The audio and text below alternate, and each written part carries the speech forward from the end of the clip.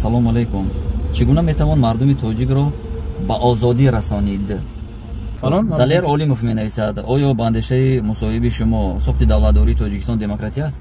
Чаро баъзан шоҳиди ҳол мешавем ки мақомот ҳуқуқҳои шаҳрвандро поимол мекунанд ва инҷо баҳс як баҳсои кадом як раққосаҳо ҳофизаҳо сарояндаҳо дар ҳамаи баҳсҳо ҳастен, дар ҳама обуначӣ ҳастен, ҳамаи баҳсҳо дар иштирок мекунед, комментария мекунед, вале миёед дар масъалаи асосӣ болои мо журналистон мехоҳад. Мо чоплус, мо кур, мо шана мегӯем, шумо бояд тамошобина навиштанд. Оё ҳардуи шумо чоплусед? Ана чоплус.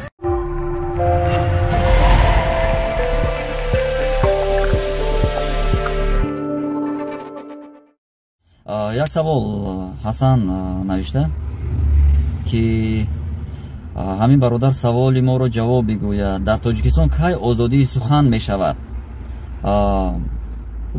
матнаш дурудароз аст ва ҳамин кӯтоҳ кай озодии сухан барпо барқарор пойдор мешавад? вақте ки тамоми рӯзноманигорон барои озодии сухан мубориза мебаранд ва нотарсида худ сензура накарда ҳамаи рӯзноманигорон ба як ду нафар намешавад. вақте як ду нафар мегӯяд ба як ду нафар намешавад, вақте ки ҳамаи рӯзноманигорон хуб барои озодии сухан як чизе мекунанд, як коре мекунанд, гапе мегӯянд. озодии сухан яъне ҳақшона вақте талаб мекунанд, вақте ки ҳама худшона ба ҳадди сензура кардагӣ ҳастанд ки гӯё ҳеҷ чизе дар кишвар гуфтан мумкин нест. дар ҳоле бибинед дар байни мо бародароне ҳастанд. далер айни ҳол намунаи ями зиндаш далери эмомалӣ. далери эмомалӣ чизоеро мегӯяд, масалан як гапҳоеро мегӯяд ки айни ҳол оное ки масалан берун аз кишваран мегӯяд, вале далер дар дохили намегӯяд. нишон медиҳад ки озодии мақсадаш ободкорӣ аст, ислоҳи камбудият, на ғарази дигаре. ҳеҷ кас масалан хуб шояд даъват мешавад, ҳеҷ кас гуфта намедиҳад ки барои гап даъват. вале бубинед байни мо шумо як ҷоя дирӯз пештар манро дар кӯча дидем, مثلا навор кардам. ҳазрати бедил мега ки замона каҷманишонро бобар кашад бедил, ҳар он ки рост буд хори чашми афлок аст мега. мутаассифона дар кишвар майлаш ки махумот мардумам бештар онҳоеро насиҳат мекунанд ва баъд мебинанд ки як каме аз мушкилиҳо мегӯянд. бача эҳтиёт кун, хела кинчинак, ё баъзиҳо қати шумо то салом намекунанд, фирор мекунанд. бале мебинанд ба ягон мушкили болои мо оху мушкили аст. ҳамин и гапа ман мегӯм, вақте ки болои ман мушкилӣ наомадааст. барои чӣ болои ту мушкилӣ меяд? ба хотири қатина салом кардан. худо аз ин гуна не як чиз ман хушнуд ҳастам. бовар ҳамин проблема дар сари ман ҳам буд. аз ҷумлаи собиқ дӯстон гуфта намешавад. ман шукронаи худованд дӯстро аз душман, дӯстро аз тарсу фарқ кардам ва бисёре аз онҳое ки ман бовар надоштам ки маро дар хади роҳ дидаву рӯй мепӯшанд гӯё надида мегарданд ва манам аҳамият надодам. дигар хеле дер фарқ кардам.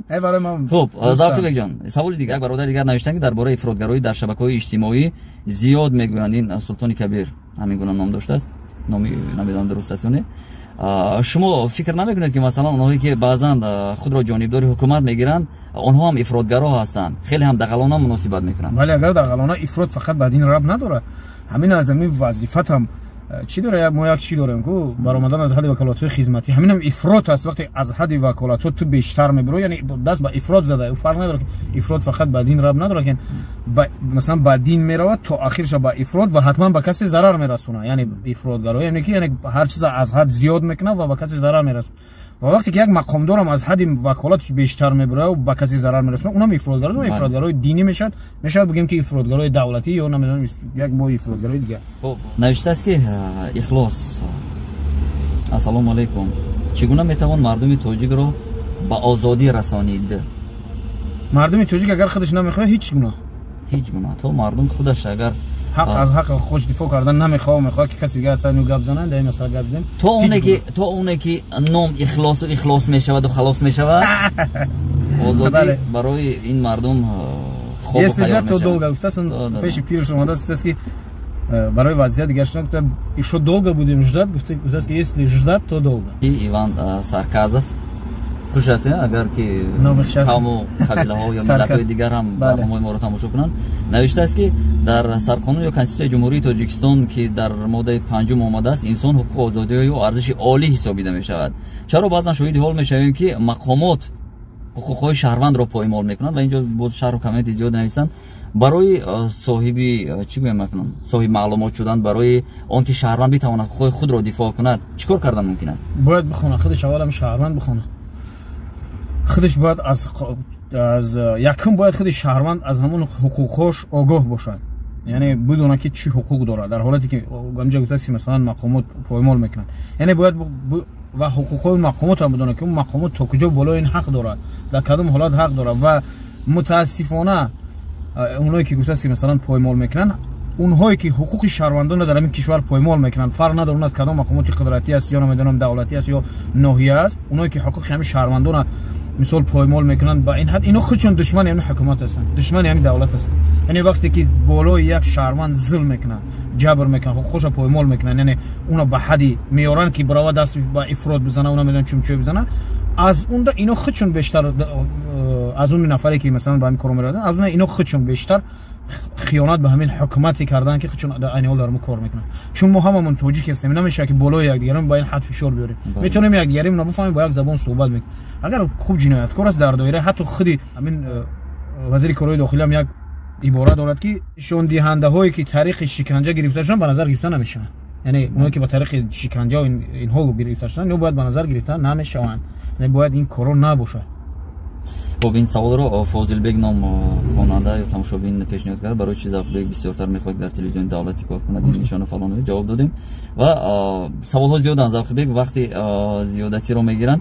یک سوالی من جوابشون دادم در زیر نوار گذشته، ولی یک تماشابین نوشتن یا هر دوی شما چاپلوسی؟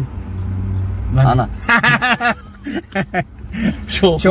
من خدا رو شکر الحمدلله اکنون از نام ذوق بیگ گفت که ایونه، ولی خدا رو شکر هرگاهی اگر دیدید که جای من یگان برنامه تعریفی کردم یا برنامه‌ای که وصف میکنم چیزی رو، گمان کنید که اون هم فکر من است، اندیشه من است، من هم یک جای آبادی وطنم میبینم میخوام توصیفش کنم، میخوام نشون دهم که همین گونه آبادی هم داره در برابر اون چیزی که کمبودی است. یعنی این نشونی اون معنی اون نداره که من پورا مخالف باشم یا افراطی باشم یا خود پورا چاپلوس به گفتی مردم که کورکورانه همه چی رو کمبودی رو میبینم با بردروغ تعریف میکنم. ولی بعض چیزهایی هست که از لحاظ روانشناسی حتی میگن کودک رو وقتی که شما میبینید که فعل و اطوارش بد است دائم سرزنش نکنید، کار خوبش رو اندک کار خوبش رو تعریفش کنید تو با همین راه وسیله شما خوبی رو در وجود او این اکتشاف دید، توصیه ببخشید.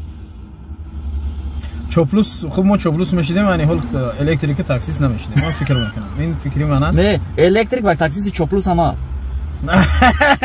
نمیدونم خدا رو شکر ما از اون طرفات میخونیم برنامه چاپلوس میگن نمیدونم چی در نظر داره، ولی وقتی که بعضی چیزایی هست که بگیم بعضی انسان ها را شاید من اصلا یعنی که تعریفی شاید تعریف نکرده باشم، اگر کرده باشم اون چند نفری هم من خوب عین حال یک الکتریک هستم. اگر درباره سابق رئیس هم میگم که انسان خوب بود چون دست مردم میگیره، این چاپلوسی نیست، برای که من کارمند دولت نیستم و از اونم با من هیچ فایده نمیرسد یا از من با هیچ فایده نمیرسد. شما گفتن کار خوب یک نفر برای من ذوقی بیگ عین حال اگر یک نفر دیگر نمیدونم به خدا باشد ولی دست یک حملت میگیره، دست چند حملت میگیره، نمیدونم برای نو کارهای خوب میکنه، من میتونم این مرد تعریف کنم، کارش تعریف کنم، او به خدایش خودش جواب جوابش خودش میده. فلان دلیر اولیموف مینویسد آیا باندشه مصاحبه شما ساخت دولتداری تاجیکستان دموکراتی است؟ ساخت چه کانستیتوسیا دموکراتیک است؟ خیلی مثلا ما میگیم دموکراتی نیست، از اون چیزی که کانستیتوسیا دموکراتی است و فقط به خاطر که دموکراتی واقعا دموکراتی باشد ما میگم که تا هر نفر از حق خودش دفاع نکند هیچ کس برای شما مثلا اصلا شما کس دیگر نمیتونه این کارو بکنه. یعنی همه وقتی هر کس حقوق خودش میدونه و از اون حقوق چی داره، آزادی ها و حقوقی که دارد از اونها باید استفاده کند، یعنی دعوا کرده بتوند. خوب از کانستیتوسیا، چون کانستیتوسیا ماده 5 میگه که خواهش ها و نمیدونم چیزای فردی انسان باعث انسان خودش هیچ حق نداره با اینا مداخله کنه، یعنی نه بلی باز میدونم با دین و این چیزا حق کسی نداره مداخله کنه. وقتی که همه آدم فلان در دایره خوب ببینه وقتی 10 نفر 100 نفر 1000 نفر دعوا میکنن که خب بلی باز من طریق سود دعوا میکنن در کوچه در فیسبوک با نام فیکی نه، خب باید غریزه کسی برای شما برای لباستون مثلا فشار میاره نمیدونم برای عقیدتون، خب عریضه سود عریضه خدی سود ببینید شما میگین که نمیشه وقتی ما میگم که تاریخی سود میگن این سودا باور نیست فلان دو یک صحبت من مراجعه نکرده باوری ندارن در صحبت دیداله در پایینش چند نفر نوشته که شما با همین سود هم باور دارید ببین شما 1000 نفر کی مراجعه کردید دست 100 نفر کی تاریخی سود مراجعه کردید به خاطر خواهشاتون به خاطر پایمال شدن آزادیاتون که سودها هیچ امکان نداره که تمام عمر نادیده بگیرن یک چیز دیگه هم دارم جواب بگم اینم چند قشید میخواستم بگم ولی متاسفانه این گیلایی که مردم از ما میکنن یعنی از روزنامه‌نگاران داخل میکنن که شما این کمبودی نمیگن اون کمبودی نمیگن فلان نمیگن وقتشون هم نمیگن وقتشون هم فیک هستن وقتشون نام صورت ندارن و در مسئله یک مسئله که برای همه ملت هیچ ضرور نبود مثلا برای هیچ خانواده ملت ضرور نبود مسئله باران عبدالرازق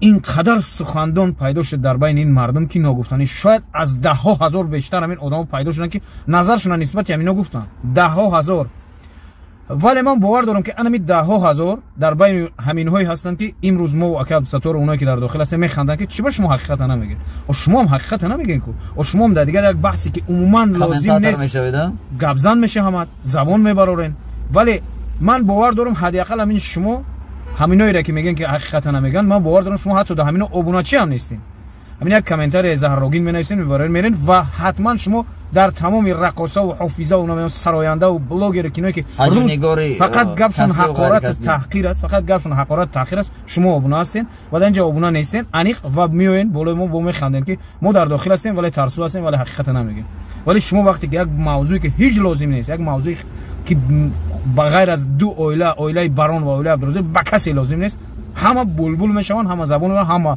کارشناس نمیدونن تحقیر کن حتی اون عبدالرازق به درجه تحقیر کردن حقارتو کردن که در یگم عقل نمیگه اونجا ولی در اون مسئله که به خود شما ربط داره مربوط شما است اور قیمت شد گاز تمام مشکل بار قیمت شد سوزشواری قیمت شد انداز اناکنون بلند شد ببینید حاضر من یک صحبت دیگر آماده کردم وابسته به بالا شدن نرخ راهگیرا و شکایت کارکنان ساختارهای گوناگون دولتی که معاششون کفایت نیست و بسنده نیست ان همین مشکلی هست ولی همه در پشت دیوار گپ زدن استاد اینا باید درباره عبدالرازق باران گپ زنن و من نمیدونم چه روزنامه‌نگار باید از مشکلی های اینها گپ زنیم و بعدا اینا میگه آزادی سخن نیست کیم چی نیست فلان نیست دموکراسی نیست حقوق ما پایمال میشه تا وقتی که خودت درباره باران عبدالرازق گپ میزنی حتما حقوقت پایمال میشه تا وقتی تو خودت از حقوق دفاع نمیکنی یک برادر من نمیدونم که از عبدالرحمن جمعی است روی رو شد چندین نوارو شما دیدم که از همون شعبه کارهای داخلی سردار شعبه کارهای داخلیش میگه که تنقید با سخت‌ترین شیوه تنقیدش میکنه هیچ کس بالاش نه عین حال یا سربند بود فکر کنم یک برادر سربند دیدم با سربند بله سربند میشود چی با اصلا هیچ کس گپ نمیزنه یک چیز دیگه است به حد افراط گذار آوردن در کار نیست چون این مراجعات ها رو من دیدم اون نواری رو ولی از حد بعد گذراندن در کار نیست همه گونه عرض شکایت یک کمبودی رو دیدید با راهی خوب قانون نه قانون میدونن میگه که دولت کنستیتوسیون دولت دموکراتی هستیم شما خودتون این حال دارم چند سال هم دعوا کردید که دولت ما دولت دموکراتی هست آزادی چرا هست همین گونه که با من باز میگم که شما در مسئله یک بحثی نو در کار نو لازم گپزن شدید اگر در مسئله گاز در مسئله ارد یک کامنتر کوتاه یک ویدیو کوتاه میکرده که خب از نمیدونم از فلان و فلان خواهش میکنم که همین مسئله خواهش تحقیر تهمت زوری نه خواهش میکنم همین مسئله ده برآمده شد چون معاش من نمیاد چون من مهاجر هستم همین برای من مشکل شد بله هیچ کس برای شما را به هیچ کجا نمیکشد به هیچ جوگری هم نمیکشد ولی وقتی شما اینا رو خودتون نمیگین میخیزه در بحث یک بحثای کدام یک رقاصه ها و حافظه ها و سراینده ها در همه بحثا هستن در همه ابوناچی هستن همه بحثا در اشتراک میکنه کامنتر میکنه ولی میایین در مسئله اساسی بالا ما ژورنالیستان میخواد ما چاپلوس ما کور ما شنا میگیم شما باید کم شرم بدارین هر کسی هر خیلی میگه مرا میفهمه بفهمه دیگه